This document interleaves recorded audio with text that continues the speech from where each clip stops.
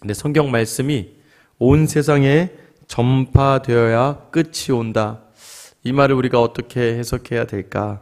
여러분들 이제 오늘 본문의 말씀을 통하면서 우리가 한번 이 부분도 한번 같이 제대로 보기를 원합니다. 그래서 성경대로, 성경 말씀대로 1장을 간단하게 정리를 하고 또 여러분 지난주에 지지난주에 매번 잊어버리기 때문에 가볍게 일단 1장의 1항은 뭐였어요? 하나님께서는 일반 계시, 인간의 본성과 그죠? 인간의 본성과 또 하나님은 이 땅의 창조의 역사들을 통해서 그게 뭐였어요? 본성의 빛과 또 창조와 섭리의 일들. 우리가 읽었던 내용들이에요. 이것만 다 읽진 않겠지만 저것을 어떻게 주세요? 일반 계시로 주셔서 우리 안에 종교심을 주신다는 거예요. 안 믿는 사람도 신에 대한 두려움을 주신다는 거죠. 또 하나는 뭐예요? 창조된 것들을 보면서 하나님이 계시다는 걸 알게 되는 거예요. 해달별 보면서. 그리고 또 하나는 무엇입니까? 우리에게 일반 계시 말고 특별한 계시, 그걸 말씀으로 주셨다는 거예요. 선지자들을 통해서 또 직접적인 계시를 통해서. 이것을 어떻게 해야 된다? 기록하신다. 그래서 하나님이 성경으로서 우리에게 계시하시는 것을 특별 계시. 이 특별 계시는 하나님의 택함을 받은 자들에게 주시는 계시라는 거죠. 여러분 이 항에 보시면 그래서 그게 총 66권이다 라고 이야기하는 내용이에요. 그리고 3항에 보면 어떻게 되어 있습니까? 특별히 가경, 이게 캐톨릭에서 위경이라고 하는 것들은 우리가 배제한다. 왜냐하면 하나님의 영감으로 기록된 것들만 성경으로 인정한다. 그래서 성경에 66권 외에는 하나님의 말씀이 아니다라는 거예요. 그리고 또 하나는 무엇이에요? 이것이 뭐예요? 하나님의 교회에 대해서 이 영감으로 기록된 것이 아니면 아무런 권한을 가지지 않는다는 것이 바로 3항의 내용이었고요. 4항의 내용은 무엇입니까? 우리가 하나님의 말씀, 성경을 그대로 수납해야지, 그러니까 성경이 우선해야지 어떤 교회의 권위, 사람. 여러분 이걸 뭘 생각하면 된다는 캐톨릭을 생각해서 교황이 갑자기 제사, 처음엔 제사로 거부하다가 수많은 100년 전에 이 땅에 와서 많은 사람이 죽었는데 이제는 캐톨릭에서 제사 신이 없는데 하면 된다. 그럼 100년 전과 지금이 뭐가 다른데요? 교황의 말, 그 조직이 정하는 걸로 성경을 우선하게 되는 것, 그런 것을 우리가 인정하지 않고 성경 말씀만 하나님의 말씀으로 수납, 우리가 받아들인다라고 하는 내용이었어요. 5번째는 그래서 왜 이것이 성경이 하나님의 말씀이냐?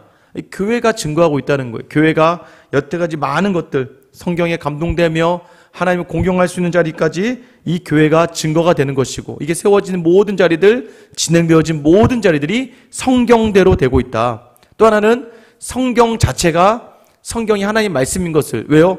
특별한 하나님의 위대한 계시들, 그러니까 신령한 내용들이 있고 그대로 이루어지고, 또 하나는 모든 내용들이 동일하게 이루어진다. 마지막 하나는 뭐예요? 성령이 증거한다. 그러니까 이 성경은 성령을 통해서는 우리가 이해할 수 없다는 걸 아셔야 돼요. 제가 말씀드리잖아요. 그냥 말씀이 무슨 말씀인지 모르고 읽어 나가는데도 은혜가 있는 거예요. 그 은혜 때문에, 그 은혜는 뭐예요? 성령의 감동이 우리에게 있기 때문이라는 것을 여러분이 아셔야 됩니다. 자, 6항은 뭐였어요? 하나님 자신의 영광과, 그러니까 하나님 영광 받으시는 것과 인류가 구원을 받는 것, 그리고 신앙과, 우리의 신앙과 생명에 필요한 것. 그러니까 우리가 쉽게 얘기하면 하나님이 어떤 분이시고 우리가 구원을 어떻게 받고 우리가 신앙생활하는 것이 무엇인지에 대해서만큼은 성경은 다 거기에 담겨져 충분하다는 거예요. 그리고 성경을 통해서 우리가 일상적인 모든 자리까지도 추론해서 나아갈 수 있다. 그러나 이 성경 외에 다른 것들은 하나님께 주시지 않았고, 그러나 이 성경대로 모든 자리들, 예를 들면 성경에 없는 내용들은 어떻게 합니까? 라고 묻는다면 우리가 일반적으로 가지고 있는 성경적 지식을 일반화시켜서 할 수 있다. 그래서 고린도전서 13장에 모든 일에 덕을 세워라. 그러면 결국 그 말씀을 가지고 우리가 교회하는 모든 자리가 덕이 되어야 된다라고까지 해서 우리가 지난주까지 6항을 했습니다. 이렇게 간단하게 할 걸 2주 동안 왜 했을까요? 그죠? 그리고 이제 오늘부터 7항에 대한 내용입니다. 우리 같이 한번 한 목소리로 함께 읽어보도록 할게요. 7항입니다. 같이 읽게요. 시작. 성경에 있는 모든 것들이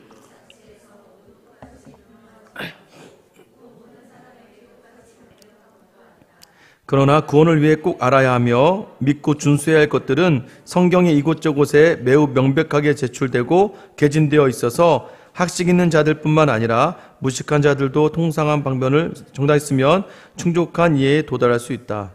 좀 갑자기 막 학식 있는 자와 무식한 자로 나눠서 사람을 좀 너무 이렇게 극단적으로 사용한 것 같아서,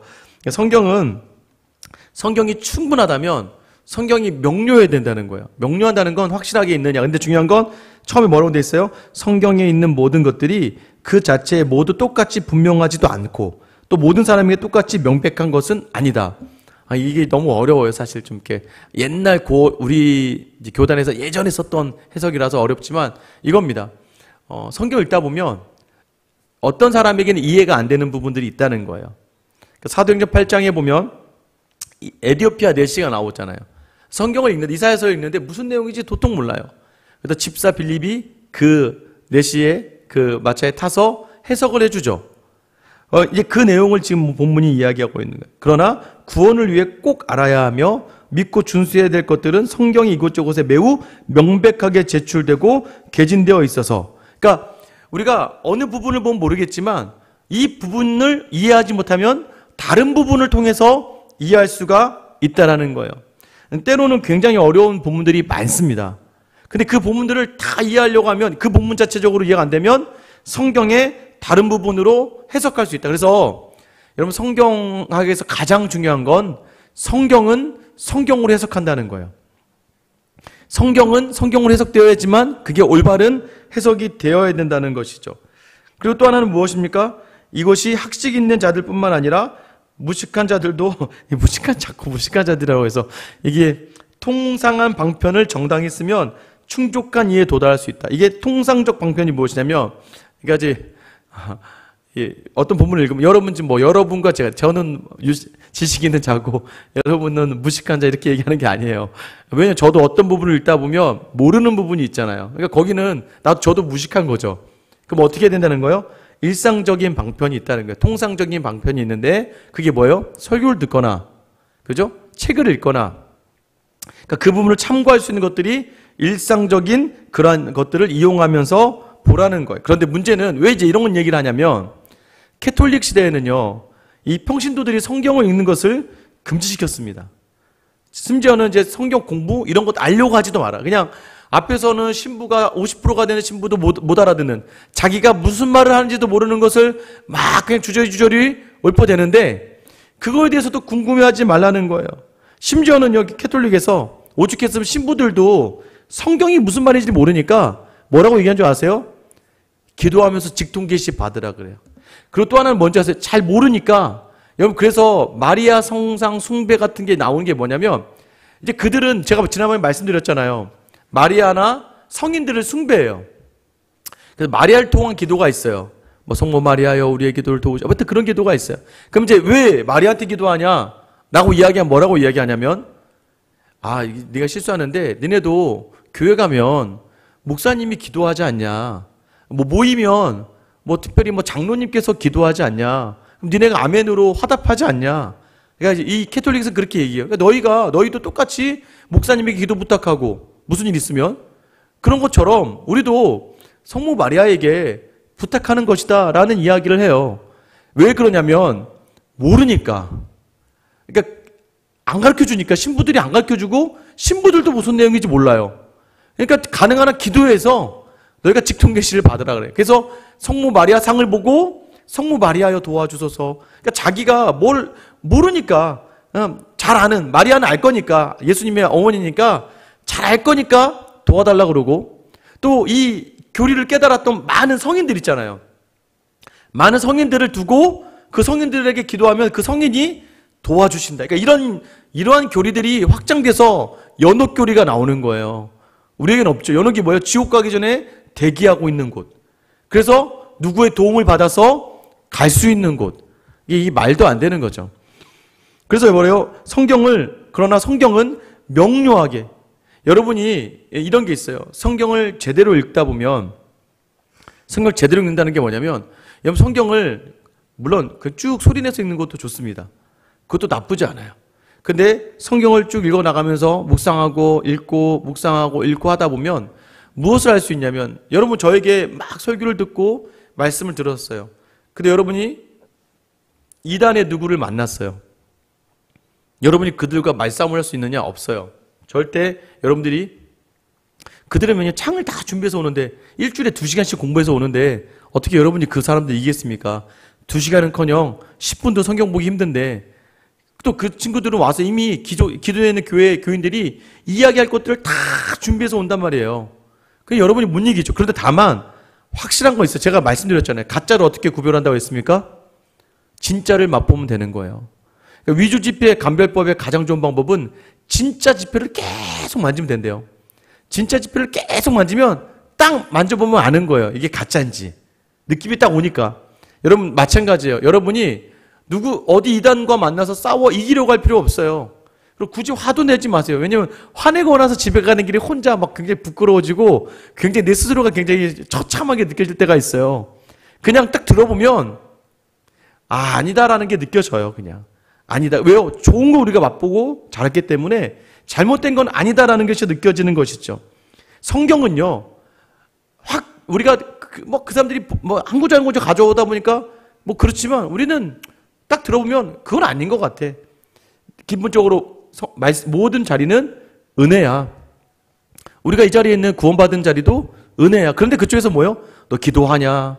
너 성경 몇 번 읽었냐? 너 100번을 읽어야 된다. 너 방언하냐 안 하냐? 자꾸 여러분들을 찔러요. 너 오늘 너 음란한 생각했어 안 했어? 이번에도 보니까는 저기 만미중앙교회 모든 교회 이제 딸들이 다 해먹더라고. 보니까 딸 셋이 셋째 딸이 메인 잡고 첫째 둘째가 쌍둥이가 따로 뛰어서 2,000명 데리고 나가서 여러분 잘하면 핀 주더라고. 핀 받아온 거 자랑하고, 우리 목사님한테 핀 받아왔다 그러고, 그리고 그 과자를 이렇게 던져주면 개처럼 근데 이해가 안 되죠, 여러분. 어떻게 저럴 수 있지? 그리고 왜 그러면 지나가다가 너 죄 졌어. 그럼 죄 진 거예요. 그럼 어떻게 해야 돼요? 도와주세요. 기도해 주세요. 그러면서 또 거기서 그 돈 갖다 바쳐야 되고. 여러분, 그런데 거기 있는 사람들이 전부 다 똑똑한 사람부터 시작해서, 어떤 할머니는 기초수급자인데 기초수급 받은 걸로 500만 원 헌금. 자기는 뭘로 사냐? 쌀 불려서 먹고 그렇게 살아가는데도 그게 자기 잘하고 있다고 생각하는 거예요. 미혹되는 자리. 여러분 왜 그럴까요? 잘못된 걸 자꾸 듣고 여러분 삶에서 뭔가 이게 맞다고. 왜냐하면 이단은 굉장히 명료해 보여요. 여러분도 그러지 않겠습니까? 제가 와서 여러분이 마음이 불편해요. 예를 들면 욕심을 냈어. 욕심을 내거나 또는 좋지 않은 일을 행했어요. 그럼 이걸 용서받았다는 걸 느끼고 싶잖아요. 제한테 와서 목사님 마음에 어려움이 있어요. 그런데 제가 사실은요, 예를 들면 다른 집을 보고 시기하고 질투했어요. 그러면 저는 보통 이제 이렇게 얘기하겠죠. 그냥 다 그래요, 사람이. 여러분, 근데 그게 마음이 편안하세요? 그러지 않잖아요. 그러니까 고해성사와 똑같이, 이단과 똑같이 주기도 10번 쓰시면 됩니다. 이렇게 가버리면 헌금 헌물하세요. 봉사하세요. 청소하세요. 왠지 그냥 시원하잖아요. 명료한 것처럼 느껴지잖아요. 근데 여러분, 그게 행위를 강조하는 것들이지 은혜를 강조하는 게 아니는 걸 우리는 알 수가 있거든요. 성경은요, 명료합니다.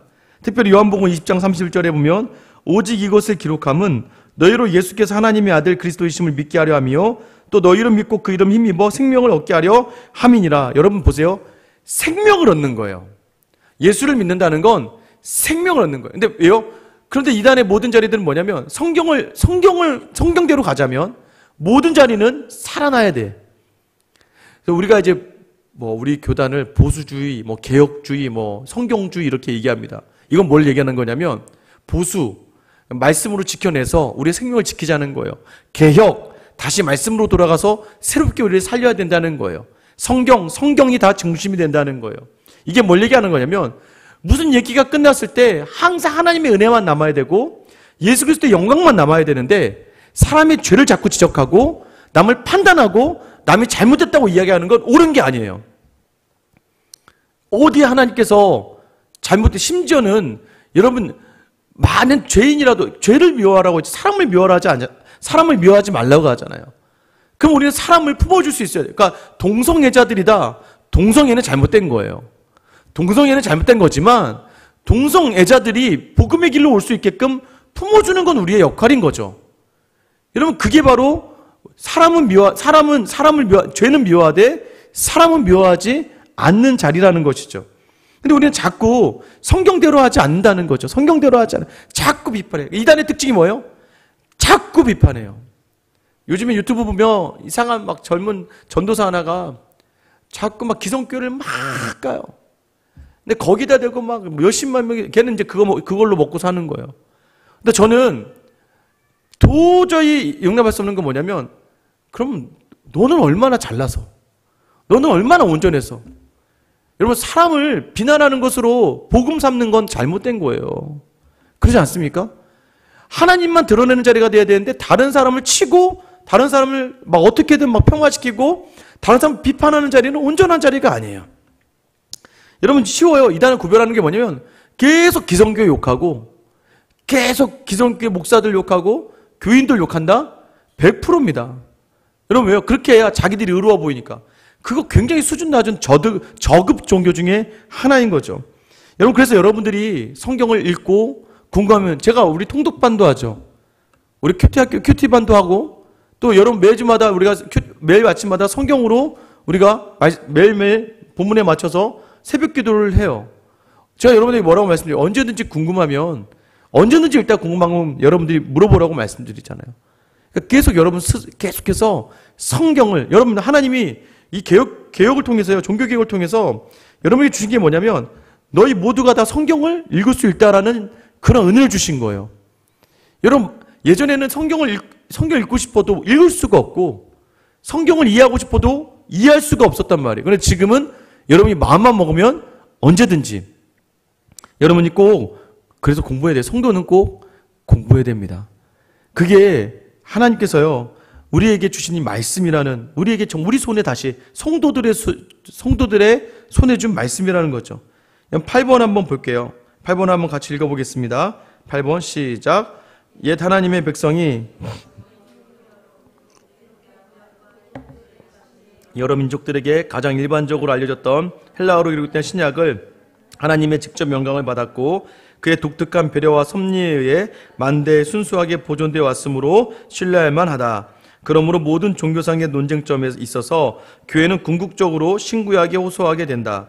그러나 이 원어들은 성경을 읽을 권리와 흥미를 가지고 하나님을 경외하며 성경을 읽고 탐구하도록 명령을 받은 모든 하나님의 백성들이 다 알지 못하기 때문에 성경은 하나님의 말씀이 모든 사람에게 풍부히 내주하여 그들로 하여금 하나님께서 받으실 만한 방식으로 그에게 예배하며 성경의 인내와 위안을 통하여 소망을 가질 수 있게 하기 위하여 성경이 접촉하는 모든 백성의 언어로 번역되어야 한다.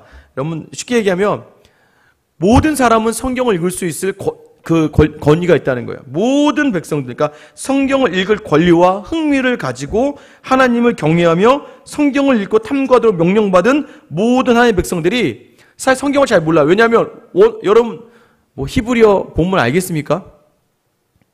헬라어, 구약은 히브리어, 신약은 헬라어.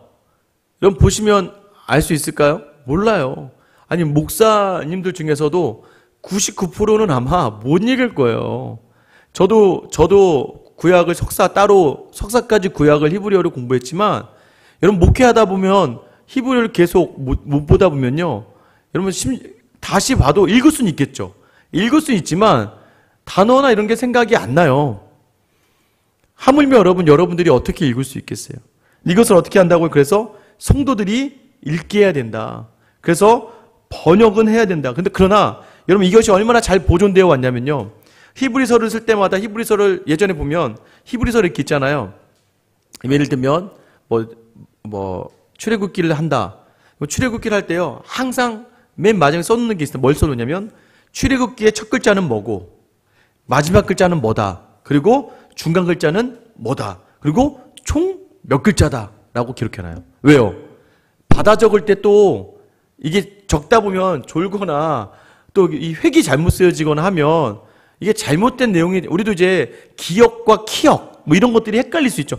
히브리어가 신기하게 한국말하고 거의 비슷하게 자음 모음으로 이어져 있어요. 그러다 보니까 잘못점이 찍히거나 꺾이거나 이래버리면 이 글자의 문형이 달라지거든요. 그래서 이것들을 혼돈을 주지 않으려고 첫 글자는 뭐고 끝에 글자는 뭐고 중간 글자는 뭐다. 그리고 전체 총 몇 글자가 있다는 걸 마지막에 이렇게 기록합니다. 그래야 그 다음 사람이 쓸 때 다 써고 나서 다시 한번 세어보는 거죠. 혹시 어떤 단어가 빠졌나 빠지지 않았나. 근데 가끔가다 사본 중에 몇 개 글자가 틀릴 수 있지만 그러나 이런 사소한 것들로 인해서 큰 의미가 바뀌지는 않는다. 왜냐하면 사본들이 많이 발견해야 됩니다. 그러나 거의 공통성이 있다는 것을 가지고 성경이 기록된 거예요. 그리고 성경이 기록될 당시에는요, 여러분 아시겠지만 성경 번역하면 사형이었어요. 아시죠? 캐톨릭은 성경을 번역하는 사람들을 가만두지 않았습니다. 실질적으로 스코틀랜드 쪽에 많은 개혁주의 신학자들이요, 이 성경을 번역하려다가 많은 죽음에 당합니다. 왜냐하면 캐톨릭이 이 성경이, 생각해 보세요. 신부들도 50%가 무슨 말인지 모르고 하는데 만약에 이 일반 평신도들이 성경을 읽고 그 내용을 이야기하면 여러분 이제 자기들의 권위가 땅바닥에 떨어지는 거겠죠. 그래서 성경은 오직 라틴어로만 낭송하는 거 외에는 인정해주지 않으려고 했단 말이에요. 그런데 개혁주의자들이 뭐예요? 성경은 성도들의 손에 줘서 성도들이 읽게 해야 된다. 그래서 모든 성경은 번역돼야 된다. 여러분 그런데 그 과정이 있어요. 아까 마태복음 24장 14절에 뭐라고 우리가 읽었어요? 이 천국 복음이 모든 민족에게 증언되기 위하여 온 세상에 전파되리니 그제야 끝이 오리라. 이걸 잘못 해석하면 성경이 전 세계 언어로 다 이게 그렇게 좀 해석을 해요. 전 세계 언어로 번역을 해서 모든 민족들이 다 성경을 받으면 예수님이 오신다. 그런데 이건 문맥을 좀 잘못 이해하고 있는 거예요. 마태복음 24장 1절부터 14절은 재앙의 때 마지막 때를 이야기하거든요. 마지막 때에 말씀을 붙든 사람들이 감당하는 자리가 쉽지 않아요. 근데 특별히 우리가 감당할 자리가 뭐예요? 말씀을 전파하는 자리잖아요. 그런데 말씀을 전파하는 자리에 모든 민족에게 증언된다는 표현이에요. 모든 민족에게 말씀을 전하기 위하여 우리가 나아가서 복음 전파의 사명을 감당해야 된다는 걸 강조하는 것이, 이게 다 성경의 언어로 번역돼서 모든 땅에 다 성경이 떨어지면 하나님이 오신다? 이런 개념으로 받아들이면 안 되는 거예요. 그러니까 성경을 가지고, 아까 이제 우리가 이제 그 다음 텀에 나가서 얘기할 거지만, 성경을 가지고 해석을 할 때 유의사항이 있습니다. 그게 뭐냐면 이제 9번이에요. 9번 같이 한번 읽겠습니다. 시작. 성경 해석의 정확무호한 법칙은 성경 자체이다.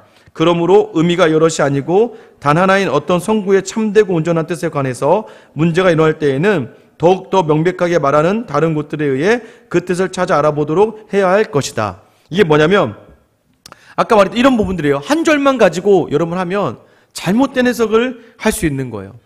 여러분 성경을 요즘 예전에는 우리가 시험 볼 때, 여러분 국어 시험 볼 때 저자의 의도를 이제 알아가는 게 중요해요. 이렇게 왜 썼을까요? 김소월은 왜 이렇게 썼을까요? 이 저자의 의도는 무엇일까요?인데요. 요즘 바뀌었죠. 요즘에는 독자의 성향이 굉장히 중요해요. 그러니까 똑같은 걸 보고도 자기 마음대로 해석하는 거예요. 영화도 보고 평론가들이 다 다르잖아요. 아니 영화 만든 사람의 뜻은 다른데 해석하는 게 자기 마음대로 해석을 하는 거예요. 여러분 근데 성경은 어떻게 해요? 성경은 다시 저자이신 하나님 중심으로 가야 돼요. 그래서 다시 한번 어떻게 해야 돼요? 배경과 문맥과 문자를 봐야 돼요. 그래서 저희가 1학기, 2학기, 그러니까 상반기, 하반기로 성경 개관학교를 한 이유가 뭐예요? 배경을 알아야 돼요. 그 책을 쓴 목적을 알아야 여러분 한 구절에 흔들리지 않거든요. 근데 우리는 한 구절만 딱 갖다 놓고 삐딱삐딱하게 연결하면 끝나는 거죠. 예를 들면 야고보서에 보면 사람이 그 행함으로 의롭다 하심을 얻게 된다라고 되어 있어요. 야고보서죠. 행함으로 의롭다 하심 얻는다? 야 그러면 행해야지. 행하는 것으로 말미암아 믿음을 증거하는 거야 라고 이야기하면 여러분 너무나 우리가 그 문장만 보면, 그래서 성경은요 전체적으로 보는 거죠. 로마서나 갈라디아서나 수많은 책에서 율법의 행위가 아니라 오직 그리스도를 믿는 믿음으로 우리가 의에 이른다라고 얘기해요. 그러면 야고보가 이야기한 건 대치되는 거야? 문제가 있는 거야?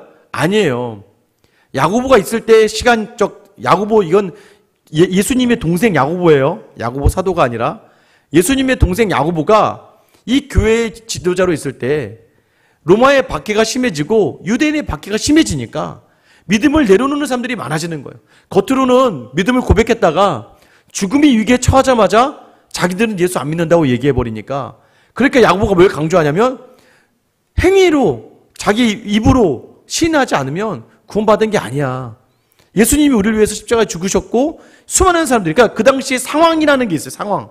이 책을 왜 쓰고 있느냐면 고난과 핍박 속에서 믿음을 떠나가는 사람들, 그 두려움 속에서 믿음을 내려놓으니까 얘들아, 입으로 고백하는 것만이 신앙이 아니라 삶으로 살아내는 게 바로 믿음을 드러내는 거야 라는 걸 강조하기 위해서 야고보서를 썼기 때문에 야고보에서는 행함이 강조되는 거죠. 그러니까 상황과 배경을 온전히 알고 있어야 해석이 가능한 거예요. 여러분 10절 말씀 10번 10항입니다. 같이 시작. 그에 대하여 모든 종교상의 논쟁들이 결정되며 모든 회의들이 작정들, 고대 저자들의 의견들, 사람들의 교리들, 개인의 정신이 검토되어야 하는, 또는 그의 선고에 우리가 희망하는 것은 최고의 심판주는 다른 이가 아니라 오직 성경에서 말씀하시는 성령이시다라는 거죠. 이게 뭐냐면 성경은 성경으로 해석한다, 이걸 핵심으로 이야기하는 건데, 성령이 주시는 감동으로 쓰여진 성경으로 성경은 해석한다. 그런데 문제는 신천지가 주장하는 게 성경은 성경으로 해석한다예요. 이단도. 근데 여러분, 그들의 문제가 뭐냐면 제가 이번에 얘기했던 배경과 문맥과 상황과 상관없이 자기들이 엮어 나가요. 제가 오늘 하나 소개해드릴게. 그들이 많이 사용하는 겁니다. 마태복음 25장에 보면 이 처녀들이 뭘 준비해요? 기름과 등을 준비해야 되죠. 10처녀가 있는데 5처녀는 그러니까 등을 준비하고 기름을 준비했어요. 기름이 있어야 돼. 그죠? 근데 새벽에 이제 예수님이 오시는 거죠. 신랑이 오는데 기름을 잘 준비한 이 처녀들이 이 등에다가 기름을 넣어서 불을 키워서 가서 예수님을 모시고 온다는 거예요. 이게 이제 예수님을 맞이하는 준비된 처녀들이에요. 준비된 성도들이겠죠. 근데 여러분 시편 119편 105절이 어떻게 이야기했어요? 주의 말씀은 내 발의 등이요 내 길의 빛이니. 그러니까 결국 뭐예요? 말씀이 등이에요. 이렇게 해석해요. 말씀이 등이에요. 여기 여기까지는 문제가 되지 않아요. 근데 중요한 건 얘네들이 요한계시록으로 넘어가요. 요한계시록 넘어가면 요한계시록 11장 3절 4절에 보면 이렇게 기록합니다. 내가 나의 두 증인에게 권세를 주리니. 자, 두 명에게 권세를 주는 거예요. 그들이 굵은 베옷을 입고 1260일을 예언하리라. 4번 보세요. 4절. 그들은 이 땅의 주 앞에 서 있는 두 감람나무와 두 촛대니. 이 감람나무가 감람류, 이게 기름을 짜는 나무잖아요. 그러니까 두 증인이 결국 기름의 역할을 한다. 그래서 여러분, 기름이 누구냐? 기름 부음 받은 자에게 기름을 받아야 되는데 그 두 증인 중에 한 명이 이마니하고 홍종효라는 사람을 얘기해요. 그러니까 자기가 그 기름이라는 거야. 그 두 증인이고 자기가 그 증인이기 때문에 자기를 통하여만 그 기름을 받을 수 있다. 이 해석이 맞는 해석이냐 이거예요. 근데 이걸 막 이렇게 갖다가 연결해서 붙여 나가니까 나중에 가면 그거 같아. 여러분, 그게 우리는 지금 여러분 이제 제대로 배우셨기 때문에 저게 말이 안 돼요. 근데 신천지 있는 사람들은 저게 증인 대신 이만희가 기름을 줘야지만. 그래서 이렇게 기도하고. 여러분 정명석 보세요. 정명석의 이름으로 기도했습니다. 여러분, 이게 말이 됩니까? 여기 자기들이 선지자고 예수님은 실패했다. 통일교는 예수님은 실패했다. 이렇게 얘기하거든. 죽었다. 참 부모이신 문선명이 다시 이 땅에 그러니까 아버지가 다시 왔다는 거야. 아버지가. 아들이 실패해서 다시 아버지가 와서 다시 천국에 가서 준비하고 있고, 이제는 또 그 아내를 통해서 안상홍증인도 마찬가지예요. 예수님 실패해서 마지막 선지자와 증인으로 안상홍이 왔고, 이게 이 교리들이요 다 비슷하고 이게 다 이렇게 짜맞추기로 짜맞춰갑니다.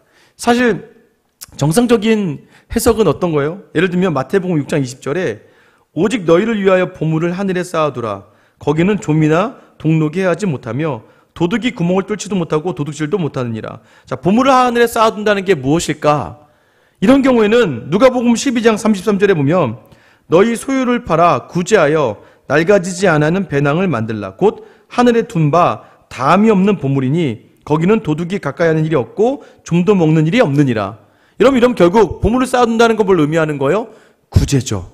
다른 사람을 돕는 게 하늘에 보물을 쌓아두는 거야. 여러분, 우리가 같은 문장을 보더라도요, 다시 자세히 보면 이게 어떤 문장인지 쉽게 알 수 있는데, 여러분, 그 사람들 자기네가 준비한 대로 딱딱딱딱딱딱 그 글자와 그걸 갖다가 붙여서 다가오니까 비슷해 보이는데 사실은 그게 아닌 거죠.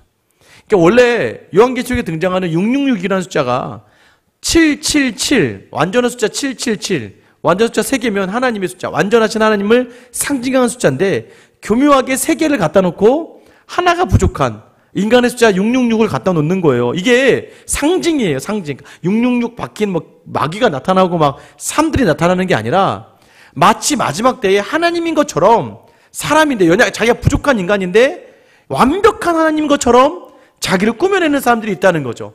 교묘하게 갖다가 하나만 살짝 들고 하나만 살짝 들고 또 여러분의 종교성을 이용해요. 여러분은 우리가 겁이 많거든요, 죄에 대해서. 맞잖아요. 여러분 만약에 여기 있는 누가 막 방언을 하시는데 방언을 막 했어요. 근데 그런 분들이 막 신령한 방언을 하다가 옆에 있는 누가 찾아가. 그래서 여러분 손목을 딱 잡고 너 그렇게 살면 안 돼. 그럼 여러분 갑자기 쌍 생각이 막 나시죠. 어떻게 알았지? 어떻게 알았지? 여러분 그게 굉장히 사람의 그 두려움의 자리들을 만들어내는 거거든요. 여러분 절대 하나님은요 그렇게 하지 않으세요. 그렇게 일하지 않으세요. 자기의 자녀의 부끄러움을 드러내는 분이 어디 있습니까?